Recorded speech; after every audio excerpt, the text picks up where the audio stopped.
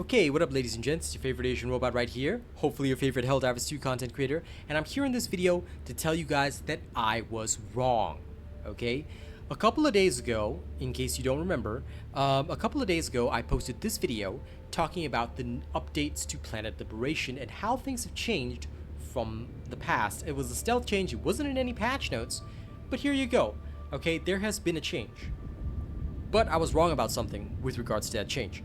So, in this video I said that XP is a factor because this is still on the Helldivers IO website. However, XP does not matter. Okay? Let me explain a little bit more about the situation. This dude, Bandit Man, and I'm so sorry because I gave you the wrong information, my homie. He said that other players are reporting that completing all of the objectives is unnecessary. Only completing the primary objectives is required. I said, yeah, no, we tried that. It's XP based, so unless you get enough XP to hit the next impact breakpoint, you will end up with only 3 squad impact. I thought that was how it worked, and what I had done in the game sort of pointed to that, but then I quickly realized that this was wrong because there was something I hadn't taken into account. It is a hidden factor called the Impact Multiplier.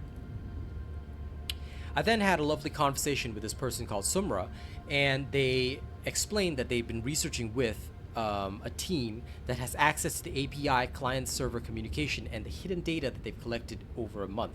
Now, they posted me a link to a Reddit article, which I did read, and that Reddit article made a lot of sense to me because it explained a lot of things that I was missing. So, quick summary. All right, quick summary. I'm going to bring up the article now. There it is. Okay, I'm going to turn off my cam as well. Effectively, XP does not matter. It has a minimal contribution or negligible contribution, but essentially the only thing that matters is number 1, operation based difficulty. All right, operation difficulty based value. Sorry, this refers to a value that is assigned to whatever mission you're doing. So a trivial mission has a base value of 34. Every Helldive mission has a base value of 89. You multiply that by 3 because there are 3 missions instead of in a Helldive set, and you get 267. A suicide mission is worth 67 points times 3, 201. Okay? This can be changed, and they said that this is a fixed value that the developers have decided. Okay, they can change it at any time, so take these values with a grain of salt, but it just shows you a rough idea of what an operation is worth. Okay? Then, you've got something called the Impact Multiplier. Now, this is actually something you can view on the Helldivers IO website, so you know at any one point in time what the Impact Multiplier is. Alright, the Impact Multiplier is inverse to the player population. So when the player count is very high, the Impact Multiplier is very low. If you go on the Helldivers IO website, you can actually see this on a graph. Where do you get this graph? Well, from the main page, you scroll down, you see the theory here is still stating that theory, amount of damage you deal is equal to experience. This is incorrect and has been proven incorrect, okay? XP has no effect at all, okay, on the squad impact that you see at the end of an operation. Now, if you look at the graphs for the planets, you will see this graph here. You can actually remove some of the other factors. All right, so just look at player count, and let's remove efficiency as well. Just looking at player count, when the player count is high, the impact multiplier is low. When the player count is low, like right now, I'm shooting this video at about 5:41 p.m. Australia time. Okay, the player count is only 118,000. Impact multiplier at that time is 0.027. All right, so if you were to play right now and contribute, you'd be contributing the highest possible amount.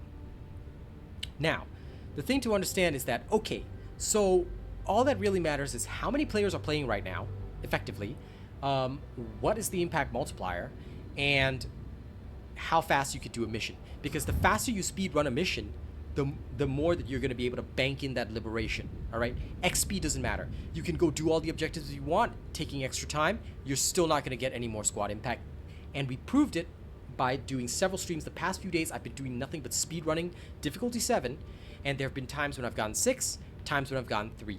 If you were to cross-reference those times to the player count, in fact, last night when it was really busy and everybody was hopping on the game to test weapons, I was getting only a squad impact of 3 each time. All right, you can actually see that on streams for yourself.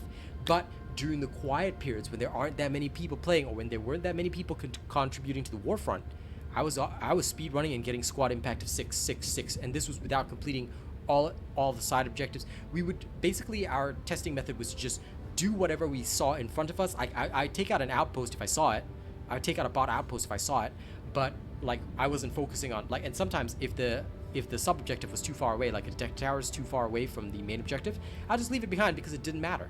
And the squad impact only changed based on the impact multiplier.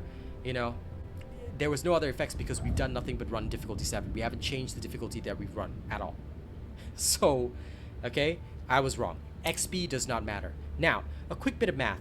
Does this affect anything to do with the mathematics behind what is the efficient way of liberating a planet? Okay, now, y'all might recognize this spreadsheet. I'm just going to go through it really quickly. Last time I said a trivial mission completing in 5 minutes, doing 12 missions per hour, could liberate a planet in 1 hour and 40 minutes. What I failed to understand back then was that not a lot of people can extrapolate from incomplete data, so I'm going to try and give you guys a more complete picture. This was doing like hyper sweaty speed runs, assuming 50,000 Helldivers did that solo hyper sweaty speed runs.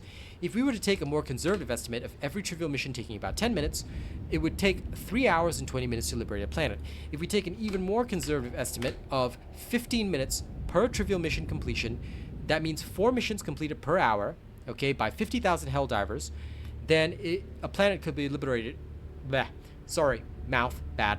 A planet could be liberated in a total of 5 hours by 50,000 Helldivers, taking 15 minutes each time to complete a trivial mission.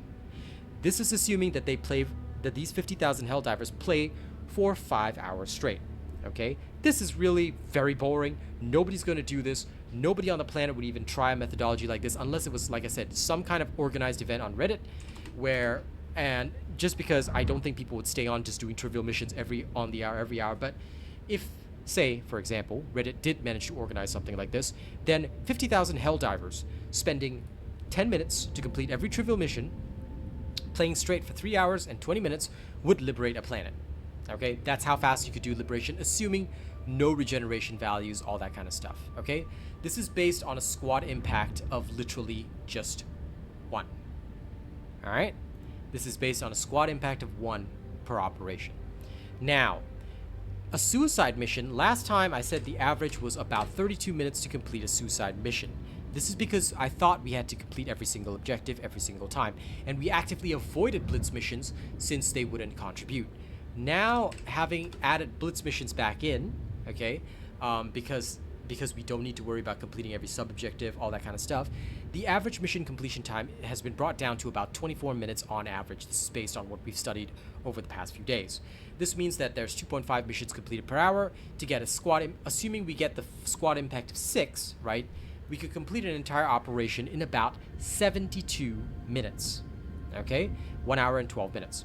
Now, when it comes to the Helldiver count, okay, there's also a bit of confusion here because I thought previously that everybody in the squad would get contribution. This may not be the case, all right? So I was wrong about that, but I have no way of testing this, so I do not know. I always thought that, you know, because everybody in my squad was contributing to the mission, then the squad impact would be for each individual in the squad. But people have told me that squad impact is just the whole squad's impact, which can bring some interesting theories across because that means that a duo doing suicide would be more efficient than a squad of 4 because a squad of 4 has 4 people, right? But a duo only has 2. So you could break up a squad of 4 into 2 duos and still complete suicide missions within the stipulated time and therefore contribute double the amount of liberation than you would in a party of 4.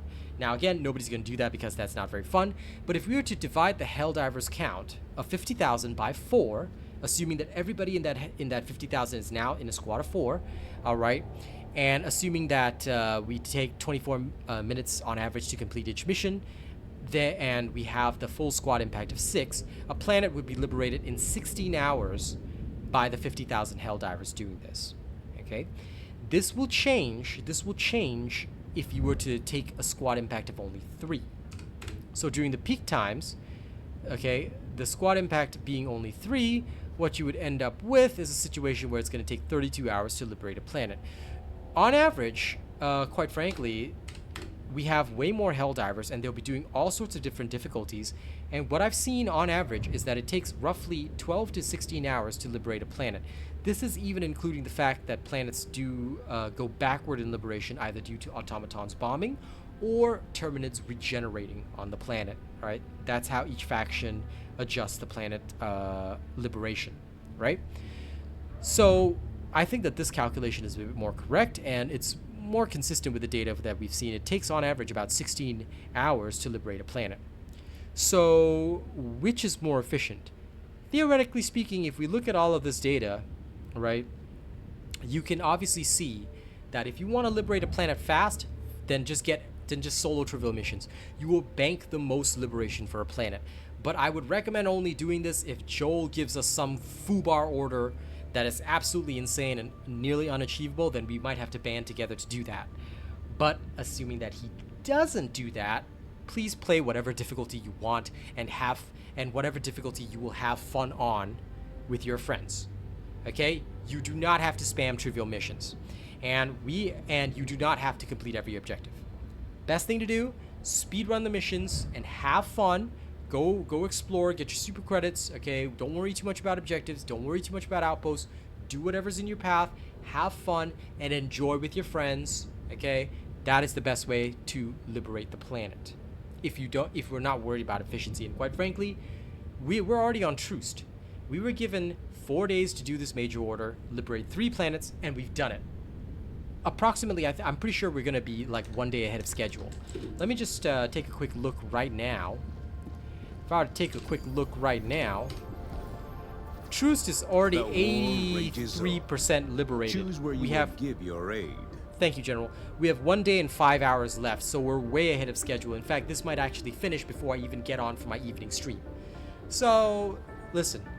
Speedrun the missions, okay? Too long, didn't watch. Here's the summary. Speedrun the missions. Don't worry about what difficulty you're doing. Do the difficulty that you have fun on with your friends. Speedrun the missions and enjoy yourself, okay? That's it. And if we ever need to speedrun, I'll probably tell you in a video, we need to speedrun this major order, but most of the time we don't have to, okay? Thank you very much for watching this correction video. Again, I'm sorry that I didn't realize, because this was a stealth change that we all weren't very clear on, and again, I didn't have access to any hidden data, so I didn't understand fully, but I apologize for anyone that was misled from my previous video about XP being important, because it's not. Go ahead, speedrun, have fun, and enjoy time with your friends. Alright? Thank you very much for watching this video. Don't forget to like, share, and subscribe. I hope this sheds some important light on the planet liberation system. The last thing that I want to say is I want to give a big thank you. I didn't get to do that in my last video, but this time around, I want to shine the light on the top supporters that we have for March. Okay? There's more than the people in this list. Alright? Olivia, Jeremy Suen, a lot of you other people know who you are already, but I'm just going to drop some names in this important list. Here are March's top stream supporters. Nisk at our top tipper list. BVS Fang as well. Top super chatter Teddy Lasso. Top super chatter list includes Wishless Destroyer, Arcane Silver, John McKinley, RNSPO, Lord J, Chanel Names, several others that I will be mentioning, okay, in future. But a new month is beginning soon, so you want to get on this list, get on early, you can.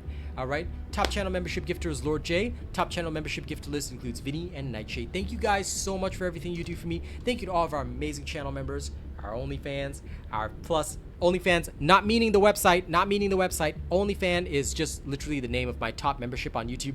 I kind of regret it now, but whatever, we've called it that already. We're just gonna have to roll with the punch. All right, thank you to those guys. Thank you to our Plus Ultra members. Thank you to our Prestige and Honored Robots as well. And I'll see you guys on the next one. Catch you later.